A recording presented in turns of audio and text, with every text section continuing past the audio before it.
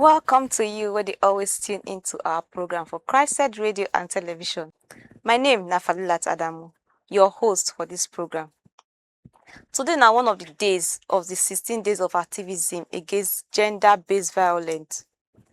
Throughout these 16 days, messages done loud based on say everywhere, left, right and center. Every year from November 25th to December 10th. Everybody they shout say stop violence, stop discrimination, protect women and girls, blah blah blah blah blah. But today, we won't drag the spotlight go one group wey see the inside darkness for this country. Now the people where they live with disabilities, where they inside trenches, where they face neglect, stigma and wickedness every day. It can't be like say all the campaign and shout every year. Then come on this group of people from the WhatsApp group. Today we dey ask why. As we dey close this 16 days tomorrow, we get person wey sabi this matter like tomorrow no dey. When you hear the thing wey this certain group of people dey go through, wetin dem dey face, you go cry and you go pity for them. Make we take short break before we welcome our guests. No go anywhere.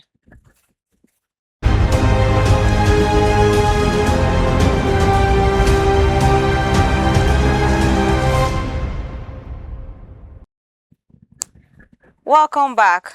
We still dey on the Break the Silence show, proudly brought to you by CHRICED Radio and Television. Continue to tune in for www.chricedradiotv.com and don't forget to like, share and subscribe to all our social media platforms at CHRICED Radio TV. Like I tell you before I go for break, I get correct guests for studio wey go make you and I understand better, go break am down to our own understanding. She be advocate, humanitarian, strong voice for women and children living with disabilities. And she don't shake tables for community level, reach international level. She don't also push for policies, she don't rescue, she don't empower. The thing when pain this lady be saying now how people we get disabilities for trenches, they denied basic rights, opportunities, and even safety where they common for every citizen. Now help me welcome my special guest, Ambassador Mube Awala Beatrice, Executive Director of Mini J Foundation for Women and Children Living with Disabilities. Madam, welcome to the show. Thank you for having me. I'm glad it's our pleasure to have you here today. Same here. Thank you. So many people they talk about this disability here and there. So I want to make you tell me, these people who get disabilities, waiting be life for them for inside trenches. Well, thank you for having me. Thank you to CHRICED for what you're doing for humanity, including persons with disabilities, mostly in FCT. We're in the spirit of 16 days of activism, and this is tilting towards gender-based violence. But people often forget disability-based violence. Now, when a certain violence comes to you because of your gender, for us with disability, the kind of violence that comes to us because of our gender. Imagine a deaf woman who is often raped. The perpetrator rapes her not because she's a woman. He rapes her because she's a deaf woman who cannot report her issue. You understand? So in our own society, in our own community, we call it disability-based violence. We don't like it when they mobile things up, like they just generalize gender-based violence. What are the root causes of gender-based violence? Disability-based violence is one prevalent thing that has affected women and children with disabilities over the years, and it does not stop. Every time we are shouting, clamoring, advocating for our rights, it's not reducing because the perpetrators are not even willing to change. Are they being brought to justice? Did they catch them at all? Well, that's a story for another day, because if they are being brought to justice, by now that violence may have reduced. Do you understand? We know that this crime will not fizzle out in the jiffy, but at least it should be reduced to a barest minimum, because the people you're carrying out this injustice and unwholesome life to are humans. We have flesh and blood in us. Now, I must tell you categorically that this disability-based violence triple down to the people even in the rural communities. In FCT, for instance, I mentioned it during your last meeting, that some persons were deliberately excluded from social life and development. I told you about the leprosy survivors in Yangoji. They are humans. Okay. Now, when somebody goes through the process of healing of leprosy and you are now a survivor, you should be integrated back to society. It is no longer contagious. The society should think of how to fix you and reunite you back to social life and integration. You know, so this set of humans also need daily survival like you and I. They need to socialize, they need to work, they need to earn a living, they need a source of survival. But taking them far away from development is you're doing disservice to them. You understand? And these are the issues that comes under violence. Attitudinal violence, we have attitudinal violence. If I walk into your studio and the only thing you see in me is disability, not even waiting to see my competence, is a violence against me. And you're carrying out this violence to me because of my disability. You understand the nitty-gritty now. Yes. Now, when a woman who is deaf also goes to the hospital and she cannot readily access medical services as a result of communication barrier, it's a violence against her. So if we're talking about gender-based violence, let's look at it in totality. And also the root cause. If we are shouting gender-based violence, gender-based violence, I cannot get to the root cause. It will not fizzle out. It's for us to identify those gray areas, such as language barrier, communication, that's communication barrier. Communication We barrier. have attitudinal barriers, we have structural barriers, we have cultural barriers, we have religious barriers, we have policy and institutional barrier. What are these barriers? When I talk of structural barrier, coming into your office, at least your downstairs has a ramp, I could navigate. Now here I'm on the first floor. If I want my sister with a wheelchair to come and talk into this matter, she cannot access this place. What you have simply done to her is violence against her human rights. You don't want us to come here. You have before you've even started your studio. You have excluded her. That is violence. Do you understand? True. So it comes in different facets. So I would need us to have an holistic insight into disability-based violence. It comes in diverse form. Now I have explained that of structural, where we cannot access the structure. Just as though this is a hospital and I'm a wheelchair user and I want to come for an antenatal. What magic will I perform to see the doctor? That's a no. Do you get? Now, a deaf woman comes into your studio now, just like as I'm talking with you, and both of you cannot communicate. It's a violence against her because whatever she has wanted to say, she might not be able to say it because communication cannot exchange hand. There won't be a flow of communication between two of you.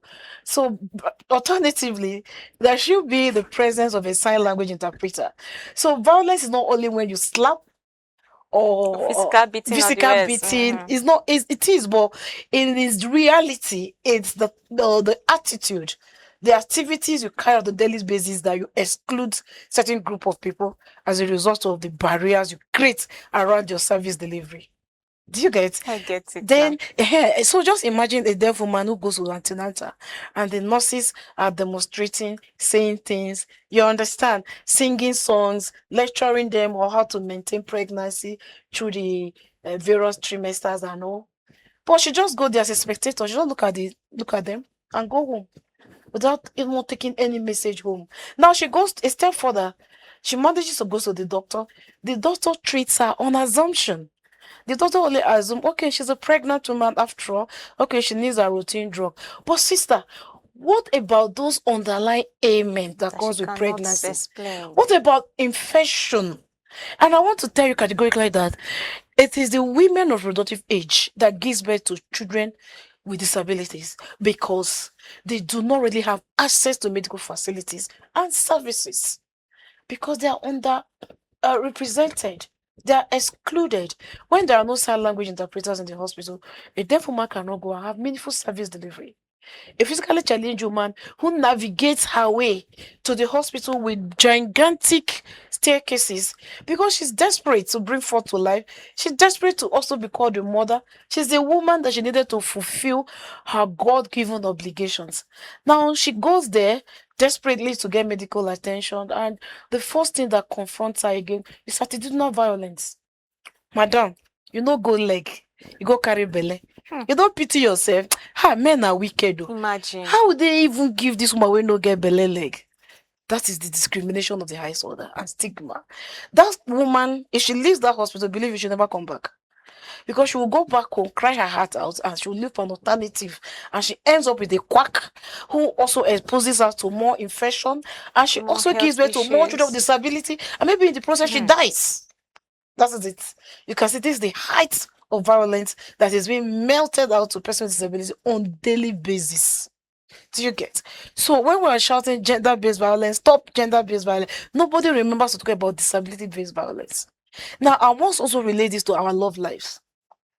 The men who comes to us, see, as I'm seated in your studio like this, do I look like a woman that any man want to favor? They feel that even asking you out, they are doing you a favor. And if you dare say, they'll be like, are you not happy that I'm even asking you out? You that does not have leg. I don't understand. I don't know what you probably add to my life. They see that even coming to you to ask you is a favor. It's a favor. I don't understand. No, those mindsets, when you relate it to what is happening today, it's this violence against humanity. Because the people you're melting out this attitude to are human beings. They have flesh and blood flowing through them. So when we're defining violence of all sorts, the women and girls that will suffer the most violence, both in attitude. Do you get good in communication, both in structure, both in religion, both in cultural, name it? You'll be surprised to know that in these 21st centuries, in some places, in my own community, they're not. They sort from my opinion. But in some cases, they don't even allow you say a word because you're a person with disability. They'll be like, what's your own? You're supposed to be in your house, right? What are you doing here? So you don't have opinion You don't have any opinion gathering because they don't feel you have disability. So as such, your opinion doesn't your count. opinion doesn't count. That is a violence against you because you are being disenfranchised. You're being deliberately excluded from the scheme of things. This is the branches and angles of gender-based violence. And with these few reasons of mine, you'll believe with me that women and persons with disabilities suffer the most gender-based violence, which triples down to our disability-based violence. So today now, I don't ordinarily, if you say she not talk about all these things now, I don't even know say there's something called disability. And we'll just keep singing gender-based violence, stop gender-based violence, and make we narrow on to these people where they even they suffer, where busy now them, the cocoa people where busy that they receive this violence pass. And again, not be everything we go talk about, say government do this, government do that. Our attitude, like she don't talk, it matters a lot. Imagine person go hospital because say she go hospital with big belly, and she dey into a marriage where be saying na love na career enter there. Then he start to insult the husband, say, which kind man give this kind woman belly? Now, wow, you don't already kill that woman already. You don't kill her morale. You don't, like she said, she not go hospital next time. And before you know it, disability children go they everywhere without care. Thank you for this education, ma. And this 16 days of activism campaign they always talk about. If you say this campaign even reach trenches at all, or na urban states and the mainstream audience, not just they hear them. I'm telling you for free that people at the rural communities will not have access to what we are saying here today, because how many of them have electricity? How many can afford airtime to even watch it or stream live on YouTube and all? So like you're doing your PG program, I really like it. We can take a step further by going to the rural community, even to doing the PG language. Yes, but let me cut you there. This 16 days of activism, some people don't go for streets. Even recorded, go streets, rural places to say, carry placard to say, see what they talk about. This is gender-based violence. This is 16 days of activism where you and say this, you and say that. You mean say reach the community of these people? Let me tell you, because not be everything be TV or radio. Let me tell you something. Even if they have not got to the hinterland. Let me use FCT here, for example. There is a place called Kolo. Have you heard of it? No. Kolo for FCT. Yes, Kolo is a boundary between Lokoja, Kogi State, and Abuja. Is in Abaji. In fact, from Kolo, I think you're on your way to Nasarawa. Kolo. Yeah, you have not heard of it. No. There is one Mama Kolo, a woman with disability. She has the best kuli. in the whole world. She benefited from the benevolence of the First Lady, or Renewed Hope Initiative for Agricultural Program that was carried out by the Mandate Secretary of SCD Women Affairs, Adedayo Benjamin. Somebody gave us a hint about how we went there. Look, it will take you like close to 3 hours from FCT, and it's part of FCT. I don't know who knows if such place is in existence. There's also a place called Yebu. Vehicles goes there once in a week. Yes. So what happens to person with disability there? How many of them have phones? Once in a week for this jet age. In Abuja. I'm not talking of jet. I'm talking of right here in FCT. Ask anybody who is from that axis. Vehicles goes to Yebu once in a week. Yebu. Yes, there is. So people for them, they won't travel now. They go wait for the day where vehicles they come. Of course, they don't have a choice. That is it. It's as bad as that. So if people without disability are suffering this, what happens to persons with disabilities who do not even have access to mobility aid in those communities?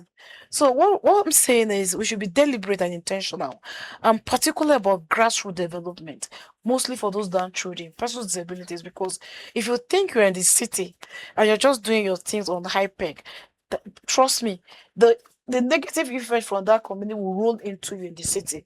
I was telling some women one day at the program that you're talking of STD and all. Do you know where your husband goes in the night? So if we're not including these rural women in what we do to ensure that their sexual reproductive health right is intact, one day when your husband plays around with it, you bring it to right to your bed in Asokoro, and you comfortably enjoy have a second wife. Yes. Don't get second. So we should be deliberate about advocacies to get to the rural communities. They need it. You and I have been informed. A step further is to go to the rural and sensitize them and let them know the way without and have a well-meaning sense of belonging, and most importantly, having a good access to medical facilities. That will do them well. Yes. So the two places you mentioned are Kolo and Yebu. Yebu. Yes, okay. That's it. So I should say my crew members they listen so that because we they go grassroots to go collect information from these people to see what they happen. Yes. This one just this strange to me because I never heard the place before. You. Because like you said, I'm a grassroots mover. So we go to all the nooks and crannies of the city, because anywhere human beings are, there are persons with disabilities. Of course. And we know that if we're not deliberate about our strategic advocacy, we will not get it right. Of course. Yes. So government, they always talk inclusion, development, leave no one behind here and there. So madam, from your work and waiting your eye don't see, you will say people living with disabilities for actually they included for development of this country. Yes. I'm not talking about this one I never hear before now. Like these people what you call before for Karimajiji, they included in this development where government they plan. Yeah, the truth is the disability community, we were not where we used to be, even if we are not gotten to where we want to be. The right step in the right direction is the passage of the Discrimination Against Persons with Disability Prohibition Act, which protects the rights and privileges of persons with disabilities. But you know, Nigerians, they were good with beautiful laws, but implementation is a problem. If all the laws, the rules in the Disability Act is being implemented, I won't be sitting here crying, shouting today.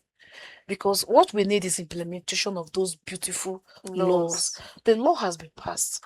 And I must also tell you that we are also on the move of producing FCT disability policy. So beautifully decorated. But what we are pushing for now is implementation.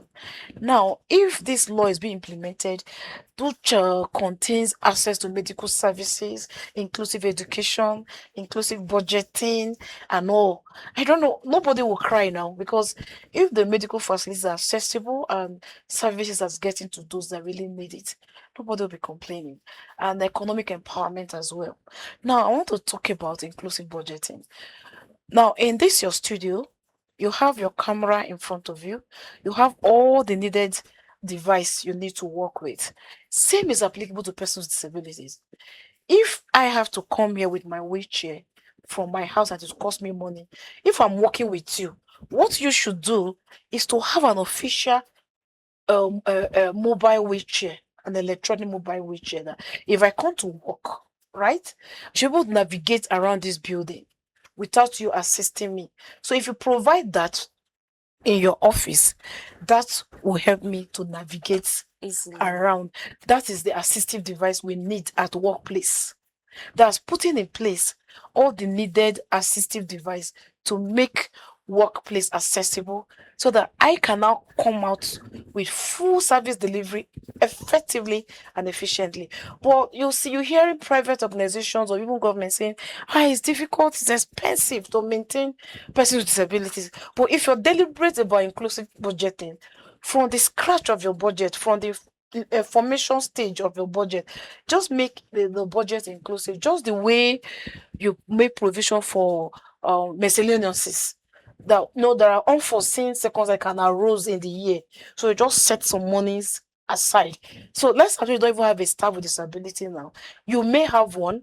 Maybe you might just like what I'm doing. You will want me to come subsequently. So what you should do is to get an assistive device like the motorized wheelchair that I can navigate around when I'm coming to your studio or coming to work with you.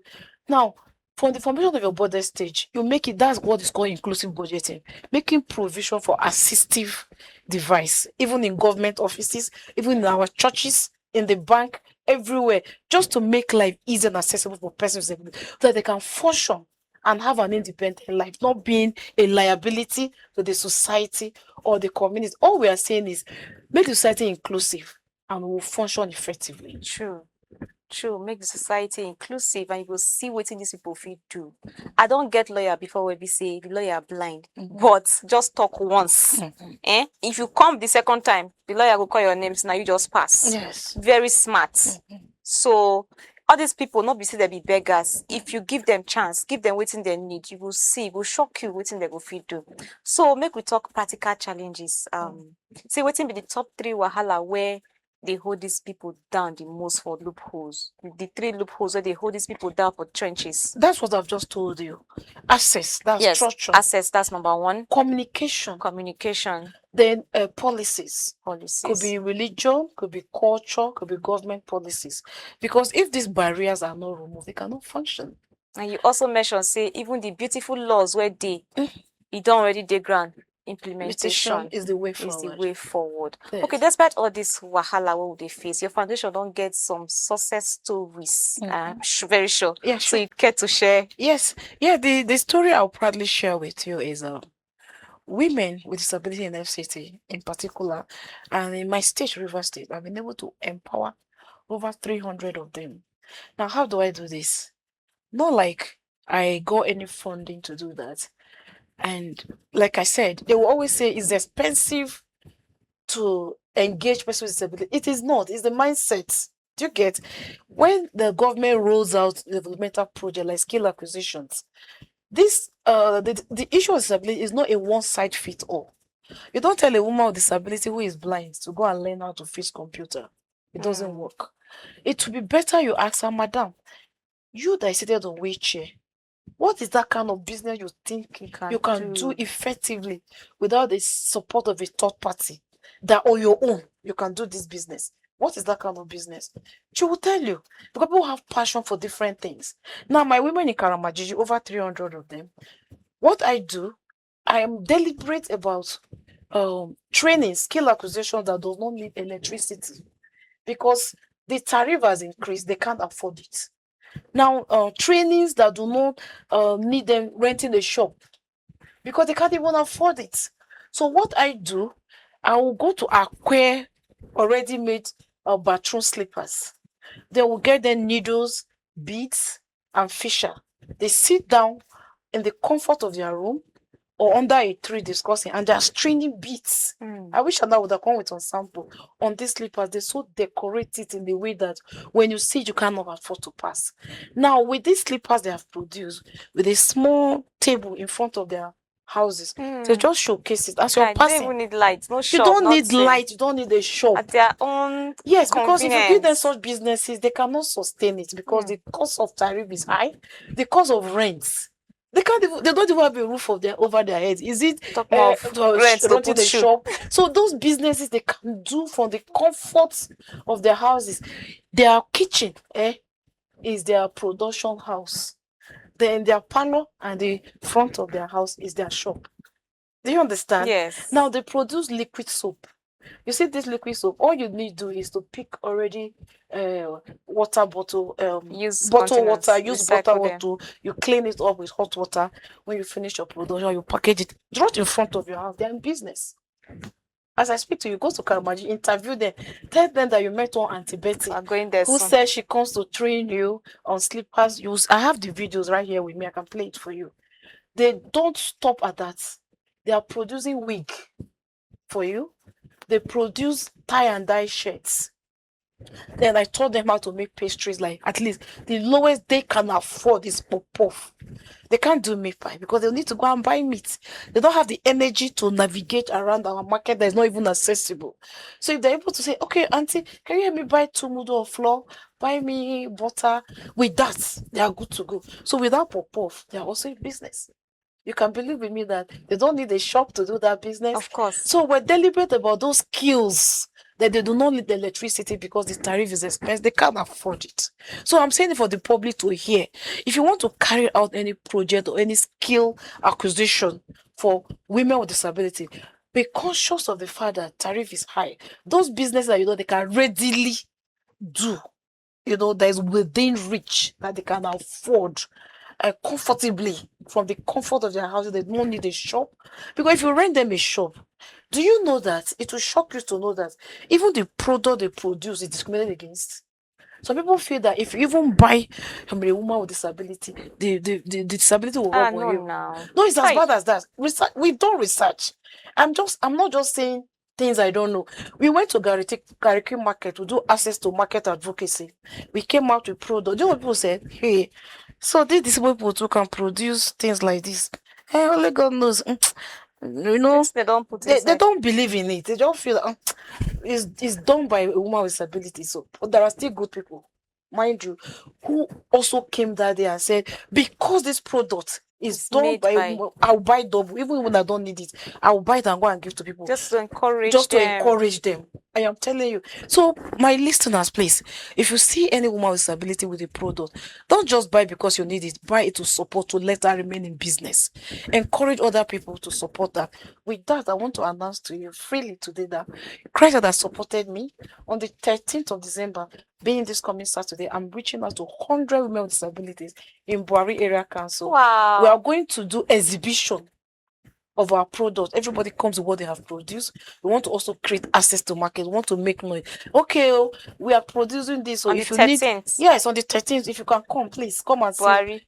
No, yes, but we're doing it in Kubwa. Okay, Kubwa. Kubwa is also Okay. under Buhari local government. So we brought it to Kubwa so that people from Day can access. So people from this place. Gwagwalada. No. Those ones are not under Buhari. Okay. Pape. Pape is under Buhari Area Council. Day, Dakwa, Madala, those people within that environment, all those ones under Buhari can access us in Kubwa. So we're doing it in Joel Secondary School. Just come there, you come and see the art of God. These are products that is being produced by women with disability. We're showcasing it on that day for you to see what the stuff we are made of. Things we have done without electricity or even having a shop. We are in business. Just come and patronize us so that we remain in business. So after the exhibition, there is going to be a little giveaway for the Christmas. Christ has supported us. So President, we are proud of you. Thank you for your support.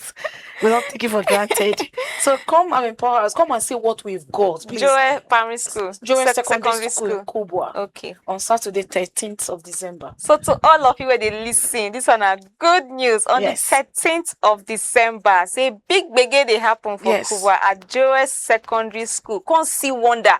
Come see what these people fit do. And you go they go do giveaway. You go surprise, say waiting you they buy for city where you not even like say. Yes. These people go give you on a platter for the price where you go feel afford. Yes. Say she said take away. Yes. So no miss Samo, you snooze, you lose. Yes. So ma, the question I want to ask be say, these people for these trenches, anyone where be say don't date to say she live from that trenches before and she don't grow enter city, say because say she go school, she don't get education, she don't do well for inside city. Beautiful. I will say for free Fatima Mohammed. Okay. She's our lead farmer in Kuje. She's a deaf woman who started with a small farming within Kuje School of the Deaf. And when we discover her, we find out that she's just extraordinarily good.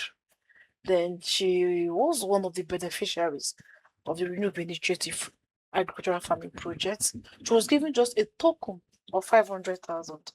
This woman has bought land, expanded her farm, so much that she has built a house. There is a project we call Muje Kuje Farmers now. She is the lead of women with disability farmers in Kuje today. So I have a lot of testimony. You need to come and see things for yourself that Exactly. day. You come and see the wonders of God. Now, there is something I must say before I leave the studio. All persons with disabilities have what is called God-given potentials. Of course. And what we call it is the law of natural compensation. Nature itself has a way of compensating you for one part of your body that you lost. Because if nature does not empower you, you will not function. Now, if you lose your 2 legs, nature empowers your hands to do the work of your leg. If you lose your eyes, just like that woman you said, that lawyer, let me tell you what played out there. The law of natural compensation. When she lost her 2 physical eyes, Yes. When she lost her 2 physical eyes, nature now empowers her eyes mind to see further than her physical eyes. That is why just me hearing your name once, she memorizes you. She can paint your picture even without seeing you. Nature has compensated that by empowering her innermost eyes mind to see far further than her physical eyes. So everyone with disability has a hidden treasure that even Nigeria need to tap into. We have a whole lot. We are over 35 million. If you empower 35 million persons during the election, do you know how many votes that will give you? True. Yes. So you don't disenfranchise us. You make the ballot paper, you braille it, you make sure your ballot boxes are accessible level where wheelchair users can vote independently. Make sure there are sign language interpreters. If you want to get our votes, there should be sign language interpreters to interpret to the deaf. There should be a braille ballot paper, accessible ballot box, venue. Of course, ramp up your venue. In most schools that there are gigantic gutters, just prep it up with your plants so that we can wheel in. I bet you over 35 million votes will do us good. So leave no one behind. Leave no one behind. So your final words, what will be your final words to Nigerians about protection, inclusion, and respect to people living with disabilities? Yes, my final word is Mama, Papa, children, family, church, private individual, government. Let's all lend our voices. Let us be disability advocates. The honest truth is, disability is everybody's business. It can occur at any point in time. It is not our prayer. We do not want more members because the society has not been able to cater for those of us who are already here. So we do not want more members. If only you can advocate to make the society accessible, where we function effectively and efficiently, the world will be a better place. Mind you, disability is everybody's business. If you pray to grow old, okay, there's an adage in my place that says, if you have not died, God has not finished creating you. Disability can occur at any point in time. True. There could be auto crash, there could be domestic accident, there could be old age, even the insurgency is giving birth to more persons with disability into society. Amputation. Now, like I mentioned, women are still giving birth, and they neglect a demography of women with disability, not having access to medical facilities and services. They end up giving birth to more children with disabilities. So to be intentional about access to medical services, in our own community, we call it sexual reproductive health rights of women with disability is non-negotiable. Because if you don't take care of that, they end up replicating disability. Because a woman who takes in with untreated gonorrhea, for instance, will not escape giving birth to a blind child. I told you that before. Number 2, protracted labor. When a woman is in labor, and like, madam, please come for cesarean. Like, no, in my church, we don't do CS. Woman. I will give birth like Hebrew women. Now, when the cervix ruptured, the bowel that goes to the brain, the child starts malfunctioning. Now, ordinary folic acid that I do not take during pregnancy, it's also an instrument of this. Those children that have big head and all. Those are the things, those little things you do not count on are prone to making children disabled. And now, when you take out of your own negligence, you give birth to a child with disability, you bring forth this innocent fetus and suffer this child for a sin he or she knows nothing about. So let the whole society lend a voice. Let us become disability advocates by way of supporting and pushing for the implementation of all the beautiful disability policies, so that society will be a better place for all, including persons with disabilities. Thank you. Thank you, madam. Say, leave no one behind. People with disabilities for trenches, they face double wahala, poverty plus neglect. That one no good. 16 days of activism still never reach them enough, but awareness go grow by the grace of God. So, inshallah, government see they get long way to go when it comes to inclusive development. Organizations like my madam organization, like Mimi Jane's Mini Foundation. Jane Foundation, they try their best to fill this gap. But you know, say one person not fit do am alone. Waiting when one person carry the whole world for head.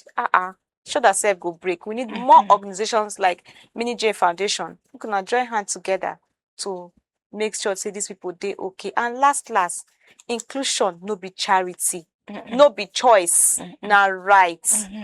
So, Madam Beatrice Awala, thank you so much for joining us today. Your voice truly matters, and we really, really appreciate it. I know if we call you next time, we pray say you go come tell us more. So, to you, my listeners, remember say inclusion na everybody responsibility. A society wey no protect its most vulnerable no fit call itself developed.